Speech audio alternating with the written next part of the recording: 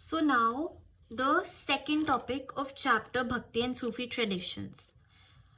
It is named as Poems of Prayer, Early Traditions of Bhakti. Okay, so now in this we will be studying the early traditions of Bhakti, namely Bhakti traditions such as Saguna, Nirguna, the Alvars and Nainars, and uske baad we will be covering their attitude towards caste, women devotees, and their relations with the state. Okay, so moving. देखो धीरे धीरे in the course of evolution of time poet saints emerged जिन्होंने अपनी खुद की एक community of devotees बना ली थी. Because they were poet saints, उनके आसपास जो लोग रहते थे जो उन्हें फॉलो करने लगे, दे बिकेम देयर डिवोटीज. तो they developed a community of devotees slowly and gradually. Further while Brahmanas तो थे ही इंटरमीडियरीज गॉड और रिलीजन के बीच में, वो भक्ति के काफ़ी ज़्यादा इंटरमीडियरीज थे क्योंकि वो तो थे ही पॉपुलर और बहुत प्रेवलेंट था. हाउएवर जो ये पोएट सेंट्स थे ये सबको अकोमोडेट करते थे. जैसे कि हमने पढ़ा था कि ब्राह्मणास सर्टन ग्रुप्स को एक्सक्लूड रखते थे, जैसे कि विमेन एंड लोअर कास्ट्स. उनको they had no access to the Vedas and the Puranic literature. However जो ये वाले पोएट सेंट्स थे और जो ये वाले ट्रेडिशंस थे, they were open for all and they accommodated even the marginalised groups such as women and lower castes. उसके बाद वही that is the main reason why these groups are remarkable in diversity. वो काफी diverse groups थे क्योंकि वो हर एक section को इंक्लूड करते थे. After this, Bhakti traditions came to be classified into two forms. Number one, Saguna, and number two, Nirguna. So Saguna was a form with attributes, and Nirguna without any attributes. अब इस attributes का मतलब क्या है? Attributes यानी with form, with shape, ठीक है, यानी कि उसका एक लुक था. जैसे कि सगुना में वर्शिप ऑफ स्पेसिफिक डेटीज होता था. डेटीज आई टोल्ड यू मतलब स्ट्रक्चर ऑफ गॉड्स, ठीक है.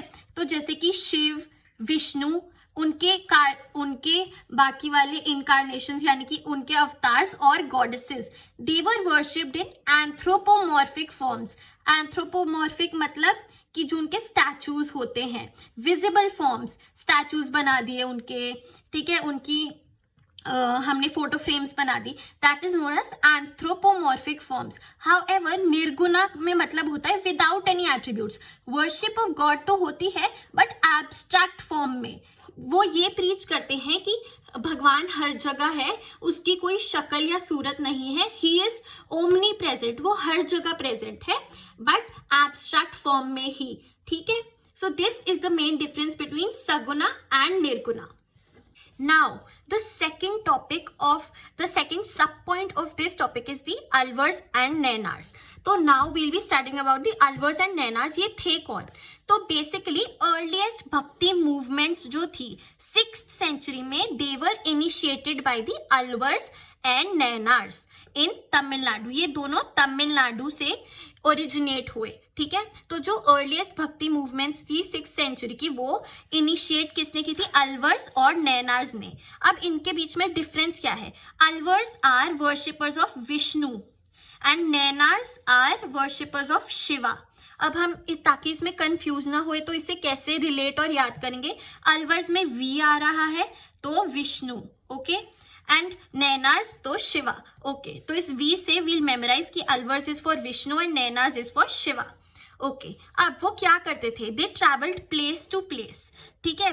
वो अपना भक्ति मूवमेंट था उसको प्रीच करते थे, लोगों तक पहुंचाते थे. तो they travelled from place to place. अब जब वो वहां जाते थे तो वो सर्टेन जगहों पे श्राइन्स विजिट करते थे. श्राइन्स क्या होता है कि shrines is a holy place जहाँ मूर्ति होती है, ठीक है. और वो वहाँ पे लार्ज टेम्पल्स भी बिल्ड करते थे जहाँ जहाँ वो जाते थे, जो जो उनके मेन सर्टेन आइडेंटिफाइड श्राइन्स थे, स्टॉप्स थे, ठीक है. दे सैंग हिम्स इन तमिल, ठीक है. हिम्स यानी कि डिवोशनल सॉन्ग्स, वो तमिल भाषा में गाते हुए जाते थे जगह from place to place in praise of their god. जो ये हिम्स थी वो उनके गॉड की प्रेस, उनकी तारीफ में बनाई गई थी.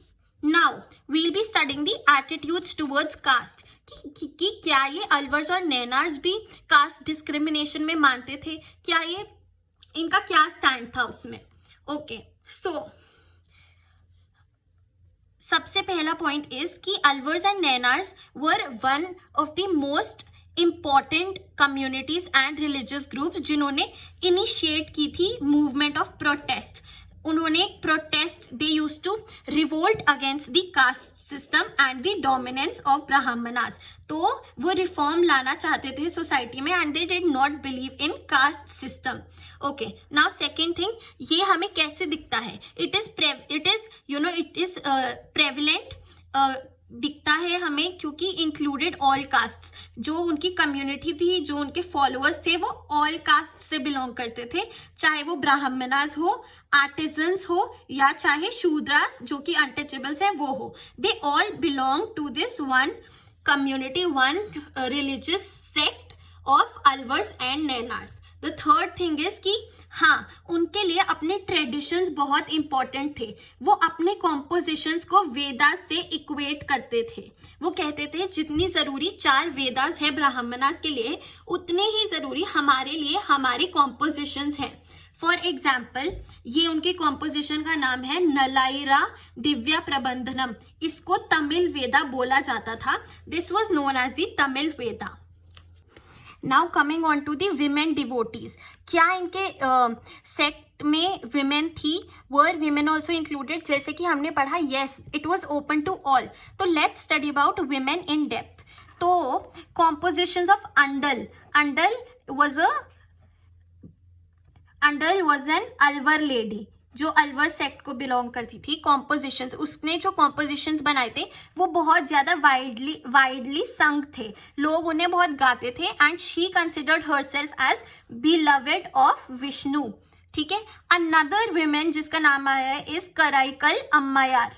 Karaikal Ammaiyar was a devotee of Shiva and she chose the path of extreme asceticism, extreme worship, ठीक है. She gave up the worldly life. उसने एकदम एक्सट्रीम पाथ ऑफ वर्शिप चुना था. So what was general among these women? They renounced social obligations, ठीक है. वो social जो उनके ऑब्लिगेशंस थे, फॉर एग्जाम्पल हाउस होल्ड संभालना, गेटिंग मैरिड, उन्होंने ये सब गिव अप कर दिया था. बट हाउएवर वो एकदम नन या फिर ऑल्टरनेटिव ऑर्डर में नहीं चली गई थी. दे did not become nuns, but still they renounced the worldly obligations, the social obligations. Their presence was considered as a challenge to the patriarchal society. They were a challenge to patriarchy क्योंकि वो societal norms के against जाती थी. Now coming on to relations with state. अब हम पढ़ेंगे कि अलवर्स और नैनार्स के स्टेट के साथ कैसे रिलेशंस थे. तो इस टॉपिक की शुरुआत की गई है बुद्धिज्म एंड जैनिज्म की रेफरेंस से. सो ये हिस्टोरियंस हैव फाउंड आउट कि बुद्धिज्म और जैनिज्म को काफ़ी ज़्यादा सपोर्ट मिलता था from merchant and artisan communities. So Buddhism and Jainism Drew support from merchant and artisan communities, जिनसे उन्हें ओकेजनल रॉयल पेट्रोनेज मिलता था. रॉयल पेट्रोनेज का मतलब क्या है? रॉयल यानी जो किंग दे, और पेट्रोनेज यानी इकोनॉमिकल सपोर्ट जो हमें एक अथॉरिटी से मिल रहा है, दैट इज पेट्रोनेज. ओके, तो Buddhism and Jainism they got this support. However Tamil bhakti hymns में ये बहुत अपोज किया गया है. दे अपोज्ड बुद्धिज्म एंड जैनिज्म, ठीक है. जो तमिल भक्ति हिम्स थी उनमें इट वाज अपोज्ड. ऐसा प्रॉबेबली हिस्टोरियंस हैव ड्रॉन कि ऐसा इसलिए होगा क्योंकि इनके बीच कंपटीशन रहता था कि किसको मिलेगी royal patronage. That is why Tamil bhakti hymns में उन्हें क्रिटिसाइज किया गया है. Now coming to Chola rulers. तो Chola rulers existed from 9 to 13th century. They supported both brahmanas as well as the bhakti traditions. ठीक है, अब वो कैसे सपोर्ट करते थे? वो लैंड ग्रांट्स देते थे, ठीक है, यानी कि लैंड गिफ्ट करते थे, उन्हें कंस्ट्रक्ट करवाते थे temples. They helped in construction of temples. Okay, अब Chola rulers had a very very very important stand और हेल्प फॉर दीज ट्रेडिशंस. ठीक है, including most of the royal temples such as जो चिदम्बरम में है, थंजावुर में है, वो सारे चोला रूलर्स ने ही कंस्ट्रक्ट करवाया है. इवन शैवा ट्रेडिशन के लिए नटराज, जो नटराज की इमेज देखो, ये भी चोलाज ने ही उसी टाइम बनवाई थी. इसी टाइम जब ये टेम्पल्स बने तभी नटराज भी फेमस हुए थे. His scripture was introduced. उसके बाद both the Nainars and Alvars were admired by the Velela peasants. जो वेलेला peasants थे वो भी बहुत सपोर्ट करते थे, और रूलर्स तो चाहते थे कि उन्हें इन कम्युनिटीज इन रिलीजियस ट्रेडिशंस का सपोर्ट मिले. क्यों? क्योंकि उनका तो फायदा ही है, क्योंकि वो इससे सपोर्ट डिवाइन अथॉरिटी डिराइव करते थे, प्रोक्लेम पावर करते थे और अपना हाई स्टेटस दिखाते थे टेम्पल्स वगैरह बनवा के कि वी आर सुपीरियर, हम बहुत पावरफुल हैं और हम डिवाइनली ऑर्डेन्ड है, हमारे पास डिवाइन अथॉरिटी है. और क्या हेल्प करते थे रूलर्स?